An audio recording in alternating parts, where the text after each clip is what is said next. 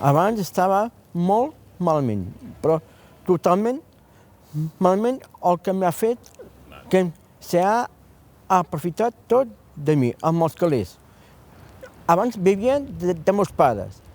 Quan el meu pare estava malalt, he cuidat jo, tot jo.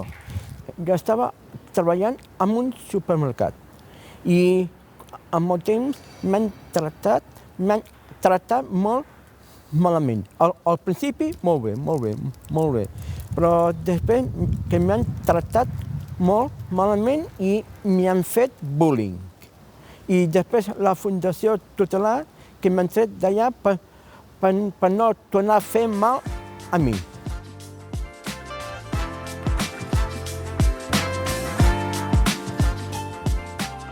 Des de Suport Girona fa molts anys que estem impulsant un canvi de mirada cap al suport de les persones que tenen dificultats a gestionar algun aspecte de la seva vida per causa d'una discapacitat intel·lectual, d'un problema de salut mental, de malalties relacionades amb l'envelliment, situacions de deteriorament cognitiu, per exemple, quan ja sol no te'n surts de resoldre algunes qüestions que per molta gent són senzilles i a tu se't fan difícil. Fins ara les eines que teníem per donar suport en aquestes situacions comportaven la idea d'incapacitació com a mecanisme a través del qual es limitaven els riscos en la vida d'algunes persones i donar suport a través de figures com la tutela, que donava a altres, a tercers, a nosaltres mateixos, la capacitat de decidir en la vida de les persones el que consideràvem més bo per ells. Això ha canviat radicalment. El 3 de setembre ha entrat en vigor una normativa tan estatal com del Codi Civil català que ens demana que per ajudar a les persones a resoldre aquestes situacions utilitzem una altra mirada, una mirada basada en els drets humans, que tinguem en compte sempre voluntat i preferències de les persones, i en aquesta norma s'elimina la possibilitat de la incapacitació. Ja ningú a tot l'estat espanyol serà sotmès a un procediment que acabi amb la limitació de la seva capacitat jurídica, i en el cas de Catalunya el mecanisme de suport és el mecanisme de l'assistència. Quan algú necessiti ajuda, se li designarà algú que l'assisteixi a exercir la seva capacitat jurídica, sempre tenint en compte drets, voluntat i preferències de la persona. El divendres al matí que faig gimnàs. Al plegar el gimnàs vinc aquí a la piscina. Però els primers dies a la piscina sempre tenia por. La noia que hi ha aquí tenia que posar un flotador i per ensenyar a nedar. I ara estic aprenent. I t'agrada venir? Molt no, moltíssim.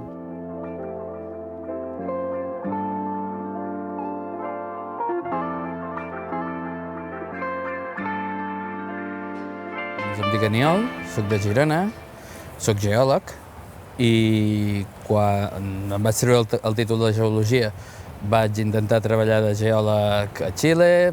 Quan em va anar malament vaig tenir una malaltia que allà era molt cara de controlar, vaig haver de tornar i vaig acabar donant vols per Girona i tinguem problemes amb tòxic. Així que quan vaig sortir del centre on estava ingressat, des del centre terapèutic de Girona, em van dir que hi havia la figura de l'assistència judicial, la vaig sol·licitar i així vaig acabar a suport. Quan em vaig ingressar tenia uns ingressos, uns fons, era molt antiterapèutic que una persona, siguent addicta, tingués diner fort en mà. I aleshores, com que els controlaven els meus pares, però havíem quedat en una situació molt d'adolescent, un control molt adolescent, és una etapa que no vam poder canviar, era bastant conflictiu. Aleshores, amb la figura de l'assistència vaig poder desvincular els meus pares de tant control que m'havien de tenir sobre, poder fer més la meva, uns graus més de llibertat. i ara jugar a futbol. Està apuntat en l'equip de futbol. Durant els propers anys, la llei preveu una adaptació de totes aquelles situacions anteriors, en forma de tutela o curatela, fins i tot pares que tenien la pàtria potestat dels seus fills ja adults, per tant actuaven respecte als seus fills com quan eren menors d'edat, degut a la discapacitat. Aquestes situacions s'han de regularitzar. La llei preveu que en 3 anys els jutjats ho faran d'ofici, però que també es pot activar per part de qualsevol que li convingui actualitzar la seva situació a través d'un procediment molt senzill. També és cert que la llei vol evitar la judicialització de les situacions i, per tant, moltes situacions que fins ara estaven organitzades a través d'aquesta tutela o curatela o els pares amb la pàtria potestat passaran a no tenir una resolució formal, sinó a que el sistema reconegui qui està ajudant, de fet, en la persona i que les situacions d'ajuda que funcionen al dia a dia es reconeguin jurídicament.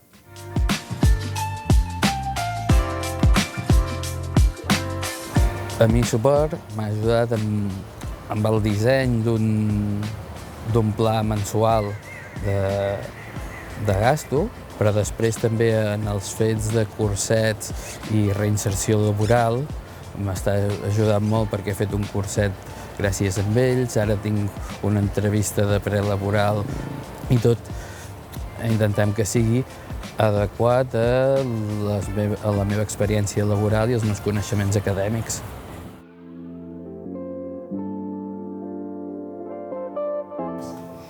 Al principi estava bastant malament perquè aquí a casa meva la meva mare es va posar malalta i no podia fer les coses que feia abans. I clar, jo la tenia que ajudar, jo tenia que fer-ho quasi tot. Quan van venir els de la fundació, van veure la situació, però clar, la meva mare, com que no volia ajuda de gent desconeguda, doncs els va dir que no volia ajuda. Però clar, jo veia la situació i jo dic, això no pot ser, mama. Però clar, i després, sense dir-li res a la meva mare, vaig tenir la força per dir-los a aquella gent tan bona que m'ajudessin, perquè jo sola no podia. I clar, van ser molt bons i la veritat és que em van ajudar sense donar-me'n. Van parlar amb mi i van dir que amb les condicions que estava al pis jo no podia viure aquí. I vam dir que tenien una plaça a Figueres i clar, no tenia cap altre remei que anar-hi. Mentre estaven amoplant-lo, jo estava a Figueres i deia que no li podia explicar com ho van fer-ho. Però la veritat és que, menys o menys, quan estava ja una mica arreglat, vaig anar amb la Sara aquí a Girona a veure'l. I la veritat és que em va sorprendre molt perquè era molt diferent del que era abans. De vegades em venen a veure o de vegades jo vaig a la fundació quan tinc algun problema, vaig a demanar-los ajuda, però normalment sempre ens comuniquem per WhatsApp. I la veritat és que els tinc molta confiança. Nosaltres informem sobre la nova norma i de a quins suports poden acollir-se. També podem oferir suport a l'hora de fer la gestió documental de la búsqueda d'aquests suports i també del canvi, perquè moltes persones arriben amb una figura antiga, del paradigma antic d'incapacitació, i s'ha de gestionar un canvi i nosaltres podem ajudar a fer la gestió documental de tot això.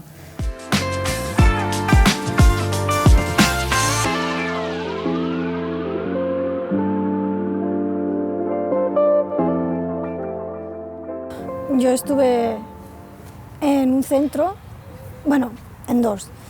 El en la llar infantil de acogida 6 meses y luego me fui al CRAETER y estuve 5 años y mi tutora legal pensó que Suport Girona me iría bien, al cabo, para no estar sola, para que me ayuden en lo que yo necesitara. Y llevo 8 años aquí ya y la verdad es que no me quejo. La Estefanía me ayuda en la economía porque me cuesta mucho ahorrar. Lo mío es autónomo, solo la llamo cuando necesito dinero porque fui yo la que pedí que no lo quería tocar. Fui yo que lo pedí, yo estoy trabajando y yo pedí que no quería nada para ahorrar más. Qualsevol persona que necessita suport, que necessita que l'ajudin a fer algunes coses a la seva vida que sols no pot fer, pot organitzar aquests suports, per exemple, anant al notari i explicant què vol. Qui vol que l'ajudi i de quina manera. Hi ha més eines que les que teníem abans. També es pot fer a nivell judicial, impulsat per la pròpia persona, per la família o fins i tot en alguns casos en què la persona no acaba de veure el camí o no està en condicions de veure aquest camí, a través de la Fiscalia, quan els serveis socials l'informen. Però recomanem molt planificar el futur, planificar què volem que passi si mai tenim un tropell, una malaltia o el nostre envelliment suposa necessitar ajuda. I estem també organitzats per poder atendre aquesta necessitat. Pues también para cariño, amor, para que me haga un poquito de compañía.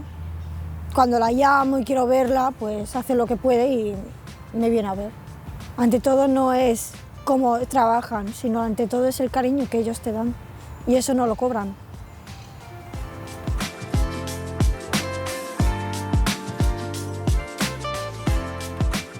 A veure, jo tinc una maternitat hereditària degenerativa i la va agafar la meva mare i ella me la va passar. I amb el temps cada vegada tinc menys facultats, costa més parlar, costa molt caminar. Abans caminava, Era un model, de fet, sí, ella ho sap. I jo tenia una vida normal. I això és una mica traumàtic pel cap, perquè aquests canvis són una mica així. La Mariona m'ajuda a anar al metge. Jo vaig molt al metge per la malaltia i per l'estómac. Tinc molts problemes d'estómac i em porto molt al metge. I el tema econòmic m'ha controlat i al principi m'emprenyava una mica això, perquè jo m'he portat molt sempre els meus diners. Però, ja m'he acostumat. Fem moltes sortides, fem piscina, anem a la piscina perquè m'agrada molt. I anem aquí, m'acompanya ella. I al metge, ja et dic, i fem molts de caferitos. Un cop a la setmana quan podem. Em vesteixo i anem. Aquesta nova norma, aquest marc normatiu actual, ens obre una porta d'entrada abans que apareguin problemes, persones com per exemple persones grans que veuen minvada la seva capacitat per fer segons quines gestions, poden sol·licitar aquest suport i nosaltres els hi podem donar aquest acompanyament, respectant sempre la seva voluntat i sense esperar que la seva dependència sigui molt alta. A Catalunya ja existia una figura semblant que nosaltres hem desenvolupat en els darrers anys i hem après a saber com fer-ho, com abordar fins i tot situacions molt crítiques, molt conflictives al voltant d'algunes vides amb aquesta eina, i ara s'ha d'utilitzar aquesta eina per totes les situacions. Sabem que això suposa un neguit per molta gent i estem preparats per donar-hi resposta, la millor resposta possible.